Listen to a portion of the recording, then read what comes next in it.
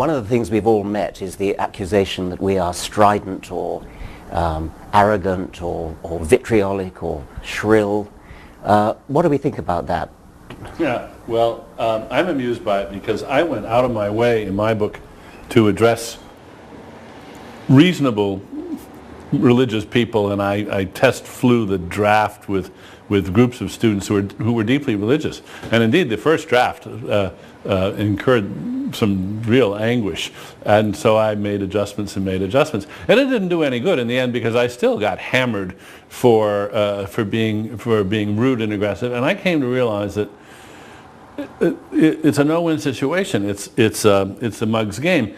The religions have contrived to make it impossible to disagree with them critically without being rude. Without being rude. They sort of play the hurt feelings card at every opportunity, and you're faced with the choice of, well, am I going to be rude, or am I going to articulate this criticism? I mean, am I going to articulate it, or am I just going to button my lip? Right. Well, that's what it is to trespass a taboo. I think we're all encountering the fact that religion is held off the table of rational criticism in some kind of formal way, even by, we're discovering, our fellow secularists and our fellow atheists. Just leave people to their own superstition, even if it's abject and causing harm. Don't look too closely at it. Now that was, of course, the point of the title of my book. There is this spell, and we got to break it.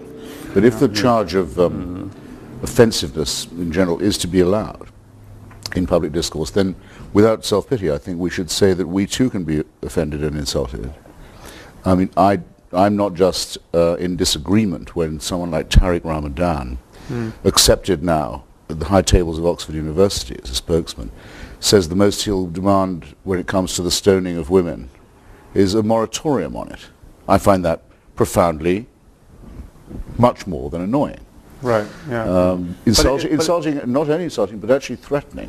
But you're not offended. This is, you don't take any, I don't see you taking things personally. You're alarmed by the liabilities of certain ways of thinking, as in Ramadan's case. But he would say, or people like him would say, that if I doubt the historicity of the Prophet Muhammad, I've injured them in their deepest feelings. Right. Well, I am, in fact, I think all people ought to be offended, at least in their deepest integrity, by, say, the religious proposition that without a supernatural celestial dictatorship we wouldn't know right from wrong, that we only live by. But are you really offended by that? Doesn't it just seem wrong? No, I say only, Sam, that if the offensiveness charge is to be allowed in general and arbitrated by the media, then I think we're entitled to claim that much without being self-pitying or representing ourselves as an oppressed minority, which I think is an opposite danger, I would admit. I'd like to add also that I agree with Daniel that there's no way in which the charge against us can be completely avoided, because what we say does offend the very core of any serious religious person at any rate. If we deny the divinity of Jesus, for example, many people will be terrifically shocked and possibly hurt. It's just too bad. I'm fascinated by the contrast between the amount of offence that's taken by religion and the amount of offence that people take against really anything else, like your artistic taste, your taste in music, your taste in art, your politics. You can be not exactly as rude as you like, but you can be far, far more rude about such things. And I'd quite like to try to quantify that, to actually do research about it, actually test people with statements about their favourite football team or their favourite piece of music or something, and see how far you can go before they take offence, compared to, is there anything else, apart from, say, how ugly your face is, that gives such... Or your husband's or wife's or girlfriend's partner's face. Yes. Well, it's interesting you say that, because I regularly debate with the terrible man called John Donoghue of the Catholic Defence League, and he actually is righteously upset by certain trends in modern art, which tend to draw attention to themselves by blasphemy.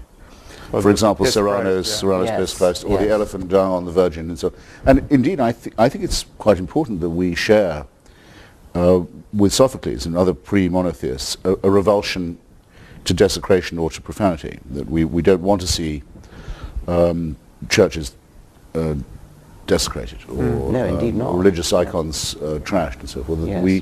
We we share an admiration for at least some of the aesthetic achievements of religion. Right.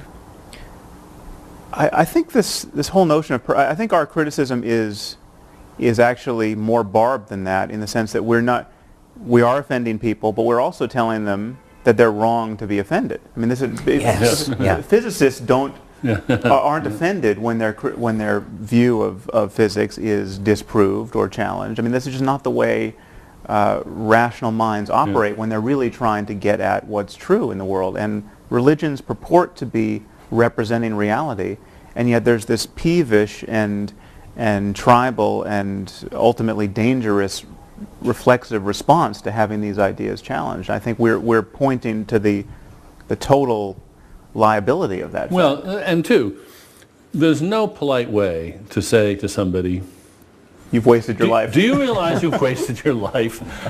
Do you realize that you've just devoted all your efforts and all your goods to a glorification of something which is just a myth? Or have you ever considered even if you say, have you even considered the possibility that maybe you've wasted your life on this? There's no inoffensive way of saying that, but we do have to say it because they should jolly well consider it. Same as we do about our own lives. Oh, absolutely. Yeah.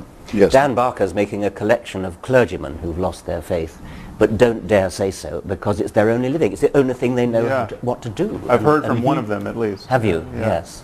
I used to have this when I was younger in arguments with the members of the Communist Party. They sort of knew that it was all up with the Soviet Union.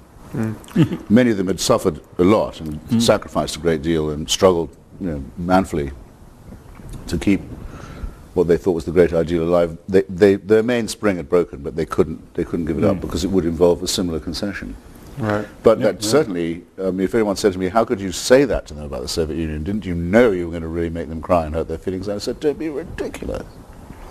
Don't be absurd. But it's I find it, in many cases, almost an exactly analogous argument.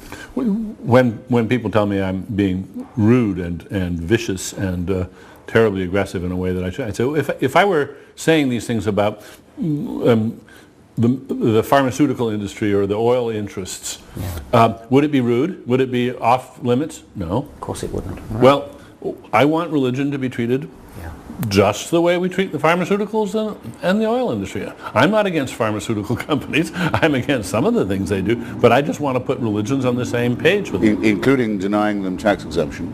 Yeah. Yes. Yeah. And, or in the English case, state subsidy. I'm curious how religion acquired this charmed status that it has compared to any of these other things. I mean, somehow we've all bought into it, whether we're religious or not, and that some historical process has led to this immunization of religion against, well, this hyper offense taking that religion is allowed to take. And what's particularly amusing to me, finally, at first it infuriated me, but now I'm amused, is they've managed to enlist legions of non-religious people who take offense on their behalf. And how? In fact, yes. the most vicious reviews of my book have been by people who are not themselves religious, but they're terribly afraid of hurting the feelings of the people that are religious, and they chastise me worse than anybody Exactly who's my actually experience. religious. Exactly my experience. And I think so. One of you pointed out how condescending that view is. That Yes. It's as though it's like the idea of penitentiaries. I mean, other people need them. You know, that we right. must keep Yes. these people Yes. safely in their midst. Yes. Well, I think there's one answer to that question, which may illuminate a difference or at least a difference that I have with I think maybe all three of you. There's something about. I mean, I still use words like spiritual and mystical without furrowing my brow too much, and I mean, to the consternation of many atheists. I think there is a range of experience that is rare and that is only talked about without obvious qualms in religious discourse, and because it's only talked about in religious discourse, it is just riddled with superstition, and it's used to cash out various metaphysical schemes which it can't reasonably do. But clearly people have extraordinary experiences, whether they have them on LSD, or they have them because they were alone in a cave for a year, or they have them because they just happen to have the neurology that is particularly labile that allows for it. But people have self-transcending experiences, and people have the best day of their life where everything seemed, they seemed at one with nature. Sure. And for that, because religion seems to be the only game in town in talking about those experiences and dignifying them, that's one reason why I think it seems to be taboo to criticize it, because you're talking about the most important moments in people's lives and trashing them, at least from their view. Well, I don't have to agree with you, Sam, in order to say that it's a very good thing you're saying that sort of thing, because it shows that, as you say, religion is not the only game in town when it comes to being spiritual. It's like it's a good idea to have somebody from the political right who is an atheist, because otherwise there's a confusion of values which doesn't help us, and it's much better to have this diversity in other areas. I mean, I think I sort of do agree with you, but even if I didn't, I think it was valuable to have that. Right. If one could make one change, and only one, mine would be to distinguish the numinous from the supernatural. Yes. Right. You had a marvelous quotation from Francis Collins, the genome pioneer, who said, while mountaineering one day, he was just overcome by the landscape, and then went down on his knees and accepted Jesus Christ. A complete non sequitur. It's never even been suggested that Jesus Christ created that landscape. Right. A frozen waterfall in three streams. Three parts. Which would be the mind of the Trinity. Well, yeah, absolutely. We're all triune in one way or another. We're programmed for that. That's very clear. It wouldn't ever have been a four-headed God. Right. You know that from experience. But that would be an enormous distinction to make, and I think it would clear up a lot of people's confusion that what we have in our emotions, the surplus value of our personalities, the bits that aren't particularly useful for our evolution, or that we can't prove are, but that do belong to us all the same, don't belong to the supernatural and are not to be conscripted or annexed by any priesthood. Yes, it's a sad fact that people, in a sense, won't trust their own valuing of their numinous experiences. They think it isn't really as good as it seems unless it's from God, unless it's in some kind of a proof of religion. No, it's just as wonderful as it seems. It's just as important. It is the best moment in your life. And it's the moment when you forget yourself and become better than you ever thought you could be in some way, and see in all humbleness the wonderfulness of nature. That's it, and that's wonderful. But it doesn't add anything to say, golly, that has to have been given to me by somebody even more wonderful. It's been hijacked, hasn't it? It's also. I'm afraid. I think it's a deformity or shortcoming in the human personality, frankly, because the religion keeps stressing how humble it is and how meek it is and how accepting and almost to the point of self-abnegation it is. But actually, it makes extraordinarily arrogant claims for these moments. It says that I suddenly realized that the universe was all about me. Yes. And felt terrifically humble about it. Come on, we can laugh people out of that, I believe. Right. Yeah. Also, and I think we should. I am so tired of the if only Professor Dennett had the humility to blah blah blah, and humility, and this from people of breathtaking arrogance.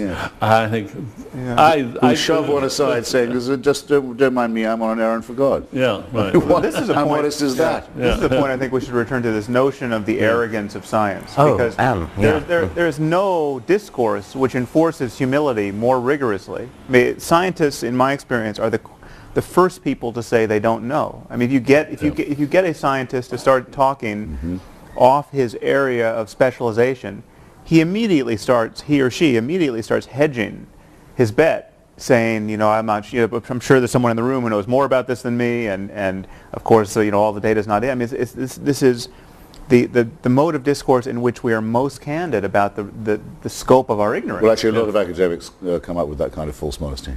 But I do know what you mean. Yes, it is. Many's the historian who says, no, I yield. It's just someone. No, but any academic should do that. Yes, they should. The thing about religious people is that they recite the Nicene Creed every week, which says precisely what they believe. There are three gods, not one.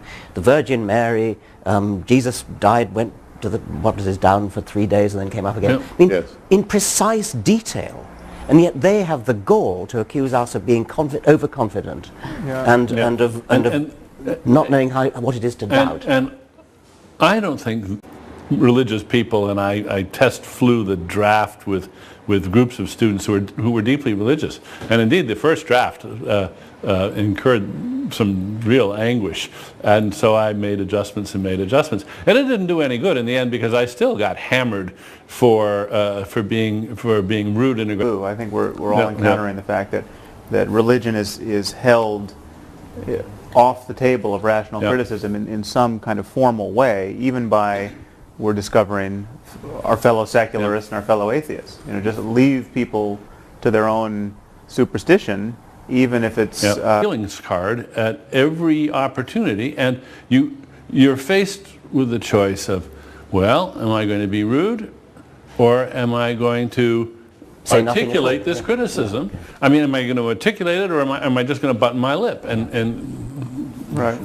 Well, that's what it is to trespass a taboo. And I came to realize that it's a no-win situation. It's a mug's game. The religions have contrived to make it impossible to disagree with them critically without being rude. Without being rude. You know, they sort of play the hurt feeling. One of the things we've all met is the accusation that we are strident or arrogant or vitriolic or shrill. What do we think about that? Yeah, well, I'm amused by it because I went out of my way in my book to address reasonable